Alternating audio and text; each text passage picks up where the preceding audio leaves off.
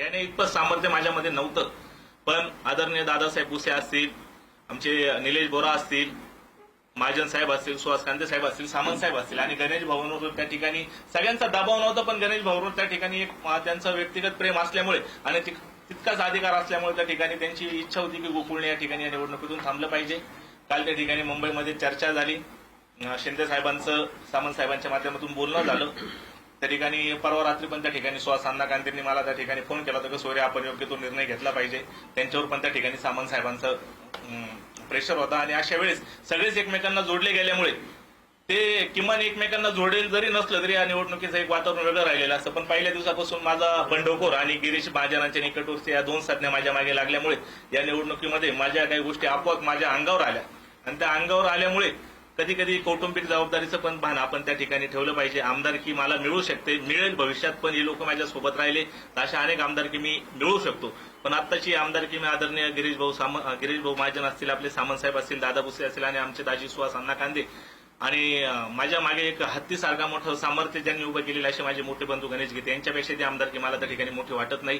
कार्यकर्त्यांची खूप मोठी नाराजी आहे, आपण त्यांचा रोष बघितला आहे. मला अजून पण त्या ठिकाणी ते सांगताय का भाऊ आपण थांबायचं नाही, पण मी सुद्धा आपल्या माध्यमातून कार्यकर्त्यांना सांगतो की या ठिकाणी मी राज्याचे वरिष्ठ आपले जे मुख्यमंत्री आहे देवेंद्र फडणवीस साहेब यांना काल त्या ठिकाणी शब्द दिलेला आहे, आदरणीय शिंदे साहेबांना पण शब्द दिलेला आहे आणि या तिन्ही मंत्र्यांनी आमचे सुहास कांदे असतील, निलेश बोरा असतील, गणेश भाऊ असतील, या सगळ्यांनी त्या ठिकाणी मला सांगितलं की आपण भविष्यात आपण कायमच सक्रिय असणार आहे राजकारणात आणि थांबला म्हणजे संपला असं होत नाही. मला माहिती सोशल मीडियाचा प्लॅटफॉर्म हा एखाद्या माणसाला रात्रीतून हिरो पण बनवतो आणि एखाद्या माणसाला रात्रीतून झिरो पण बनवतो. मला माहिती त्याचे दुष्परिणाम खूप होणार आहे. काही गोष्टी मी त्या ठिकाणी सामंत साहेबांना, महाजन साहेबांना 2-3 तासापासून दाखवतो की साधी माझ्या थांबण्याची चर्चा होती तरी प्लॅटफॉर्मवर वेगवेगळे विषय चर्चेले जात आहे. काही ठिकाणी घोडे बाजाराच्या गोष्टी चावळल्या जात आहे, पण असं कुठलंही काही या ठिकाणी झालेलं नाही. ते पण आपल्याला सामंत साहेब पण सांगतील.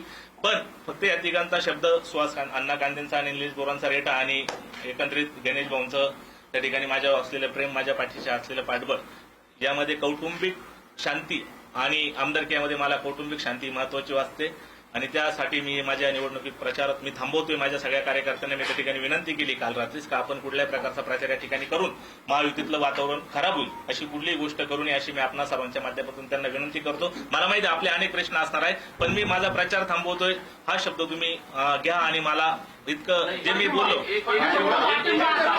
साधिक माझ्यासोबत महायुतीचे लोक आहेत, तो विषय त्या ठिकाणी संपलेला आहे. माझ्या बाजूला सगळे महायुतीचे लोक बसलेले आहेत. 4 दिवसापासून तुमच्या या विषयावर मी तुम्हाला काल पण त्या ठिकाणी जाताना सांगितलं होतं की मी ते 2 शब्द मी वापरणार नाही, पण मी प्रचार थांबवतोय आणि तुम्ही पण कृपया ही गोष्ट इकडे संपवावी. तुमचा अधिकार आहे तो, तुम्ही बोलू शकता, कारण तुम्ही चौथा स्तंभ आहे लोकशाहीचा आणि तुम्ही खरंच मला या ठिकाणी ताकद दिली म्हणून मी या ठिकाणी घराघरात पोहोचलेलो. मी अनेक व्यक्तीच्या मतदारांना भेटलेलो नाही, पण त्यांचे मला फोन येत आहे का भाऊ तुम्ही थांबू नका, पण नाही, मी या निवडणुकीचा प्रचार थांबवतोय आणि हा विषय इकडे माझ्या दृष्टीने संपलेला आहे. नाही तुम्ही आता यानंतर सामंत साहेब आणि गणेश भाऊ यांच्याशी या विषयावर चर्चा केली पाहिजे असं मला वाटतं.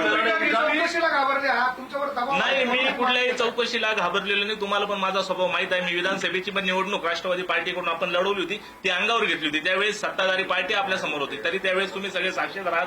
माझ्यावर कशा प्रकारचे अतिरेक झाले, अटॅक झाले, तरी मी त्यावेळेस नमलो नाही. आता पण घाबरायचं काही कारण नाही, पण त्या ठिकाणी सगळ्यांचा समन्वय राहिला पाहिजे. पार्टीने भावना त्या ठिकाणी नगरसेवक केलं, वहिनी पण नगरसेवक आहे. तुम्ही आता लोक म्हणतील का अगोदर तुम्हाला हे कळलं नाही का, पण कार्यकर्त्यांचा रेटा होता आणि या मतदारसंघात प्रचंड अशी नाराजी होती ती या दोन्ही माणसांना लक्षात आलेली. त्यांना समज दिलेली आहे. आपण पण विचारलं आतमध्ये, पण मी त्यांना ते सांगितलं का आमदार म्हणून त्या ठिकाणी लोकांच्या नजरेत आपण चांगल्या पद्धतीने उतरा. 2-2 आमदार काय आपल्या घरात आहे आणि लोकांचे कामं करा. आम्हाला बाकी काय, आमच्या माध्यमातून आम्हाला लोकांचे कामं करा, तुमच्या माध्यमातून करा, बाकी काही नाही. दरडेंना तुम्ही थेट पाठिंबा देऊन त्यांच्या प्रचारात उतरणार आहात का? गणेश भाऊ आणि बाकी आमच्या वहिनी त्या ठिकाणी आहे आणि बाकीचे प्रश्न तुम्ही प्लीज होते सामंत साहेबांना विचारा. म्हणजे काही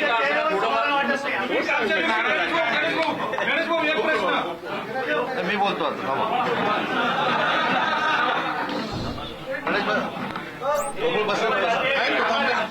मी सगळ्यांच्या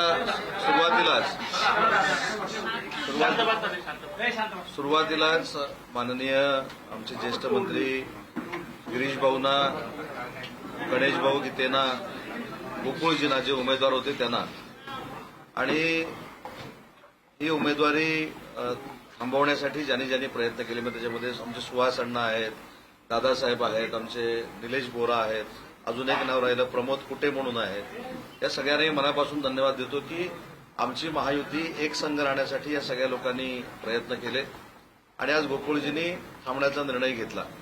आता मगासपासून आपण एक प्रश्न त्यांना असं विचारताय की तुम्ही पाठिंबा दिला का, पाठिंबा दिला का, पाठिंबा देणार का. ज्या अर्थी एकच उमेदवार हा महायुतीचा शिल्लक राहिला याचा अर्थ गोकुळजी